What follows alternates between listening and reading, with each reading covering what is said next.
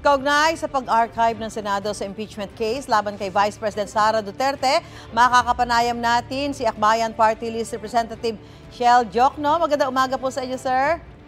Magandang umaga, Susan, at sa lahat ng nanonood at nakikinig. In-expect niyo po ba na i-archive ng Senado yung impeachment case laban kay Vice President Duterte? Ano po ang opinion niyo sa nangyari kagabi? Well, umuugong na yan. Matagal na i-dismiss daw ng Senado. Ako, sa akin, ang pananaw namin, mas mainam sana kung inintay ng Senado yung naging pagpapasya ng Supreme Court sa motion for reconsideration na nandyan at nakasalang na. Talagang magkaalaman na at kung sakaling kung ano man ang maging decision ng Supreme Court, di yun na. Sa ngayon ay hindi pa nga tapos ang laban at ganun pa rin, iintayin pa rin natin yung magiging desisyon ng Supreme Court dun sa MR. Apo. At bilang abogado, nakikitaan niyo rin ba ng butas yung naging desisyon ng Korte Suprema doon po sa impeachment?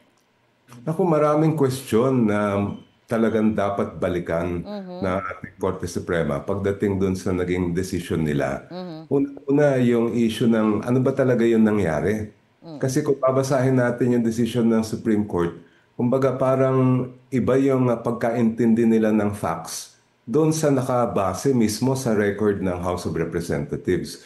Alin nauna bang na-archive yung unang tatlong individual complaint o nauna bang na-transmit yung verified complaint na may pirma ng more than one-third ng members ng House? Pangalawa, yung mismong mga isyong legal. Kasi ang nangyari, lahat ng mga ginawa ng House of Representatives ay nakabase doon sa mga dating desisyon ng Supreme Court na alam natin lahat yun ang batas. Tapos bigla na lang dito sa naging desisyon ng Supreme Court, iniba nila yung mga requirements pero in-apply po nila retroactively. Para sa amin, sa mga lawyers ay klarong-klaro yan. Pagbabaguhin natin yung rules of the game, kumbaga, ay kailangan prospective ang pag-apply nun. Pero hindi ganun ang nangyari dito sa kaso nito. Apo. Ngayon po, umaasa ba kayo na babalik rin ng Korte Suprema yung nauna nilang desisyon?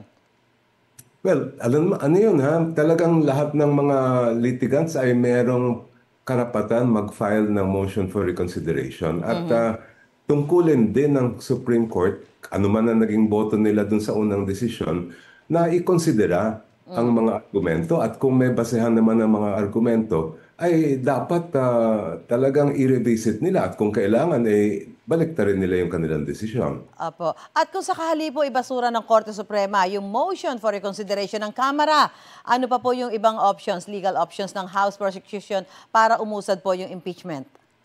Well, kung talagang serado na yung lahat ng mga kalsada para ituloy ang impeachment pansamantala ngayon, yung last resort, syempre, ay mag-file ulit na pagdating ng February 2026. Hintayin nyo na lang yung panahon na pwede na uli. Maraming salamat po, Akbayan Party List Representative Shell Jokno. Magandang umaga po sa inyo at maraming salamat.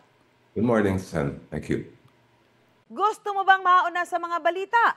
Mag-subscribe na sa GMA Integrated News sa YouTube at tumutok sa unang balita.